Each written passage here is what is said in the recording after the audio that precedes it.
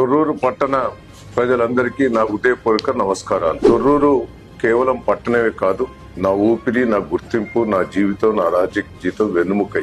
మీకు తెలిసింది, ప్రస్తుతం తొర్రూరు గతంలో గ్రామ పంచాయతీ ఉండే, ఆ గ్రామ పంచాయతీని మున్సిపాలిటీ చేశాను. 16 వార్డులు చేసి దాన్ని మున్సిపాలిటీ చేసి దాన్ని అభివృద్ధి పెద్ద ఎత్తున చేశాను. ఇది నా తొర్రూరు, నా సొంత ఊరు అనుకున్నా, నా హృదయం అనుకున్నా. తొర్రూరు పట్టణ ప్రజలందరూ కూడా గుండెల్లో పెట్టుకుని కాపాడు.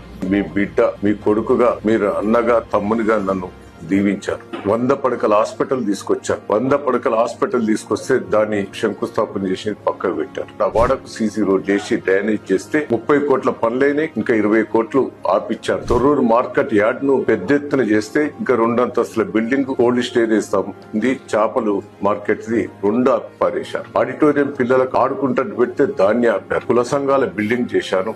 ఇంతో కొంత ప్రతి కులానికి సాయం చేశాను. రజకులకు దోబీ గాడి కట్టాను. చెరువును పెద్దగా డెవలప్మెంట్ చేయాలని దానికి 4-5 కోట్లు పెడితే దాన్ని కూడా ఆపారేశాను. పేదలు, ఇండ్లు లేని చాలా మంది ఉన్నారని దాదాపు 1000 ఇండ్లు కట్టించాను. ఆ 1000 ఇండ్లు కూడా ఇంతవరకు పూర్తి చేయకుండా దాన్ని ఆపారు. దీన్ని పూర్తి చేయాలంటే నా కౌన్సిలర్లు, చైర్మన్ నా చేతిలో చెప్తే తొర్రూరు పట్టణం మళ్ళీ నా చేతికి వస్తుంది. చెర్లకు నీళ్లు తెచ్చింది కేసీఆర్ గారు, 24 గంటల కరెంట్ ఇచ్చింది కేసీఆర్ గారు, 2000 పెన్షన్ ఇచ్చింది కేసీఆర్ గారు, కళ్యాణ లక్ష్మి ఇచ్చింది కేసీఆర్ గారు, రైతు బంధు ఇచ్చింది కేసీఆర్ గారు, రైతు బంధు ఎగ్గొట్టాడు. దయచేసి మీరు అందరూ కూడా ఆలోచించండి. తప్పుడు మాట. ఝాన్సీ గారు ఎన్నో అబద్ధాలు మాట్లాడారు. నేను పట్టణ ప్రజలందరూ చెప్తున్నా, నన్ను ఓడిపోయిననే బాధ నాకున్నా, కౌన్సిలర్స్ గెలిపించి నాకు చేతులు ఉపయోగపడి నేను దత్తత తీసుకొని, నాకున్న రాజకీయ అనుభవంతో దత్తత తీసుకొని అన్ని కార్యక్రమం చేసే బాధ్యత నేను తీసుకుంటా.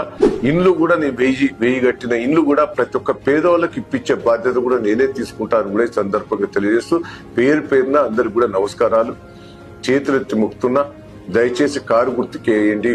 కేసీఆర్ గారు బలపరిచిన బీఆర్ఎస్, టీఆర్ఎస్ అభ్యర్థులను గెలిపించవలసిందిగా నేను విజ్ఞప్తి చేస్తున్నా.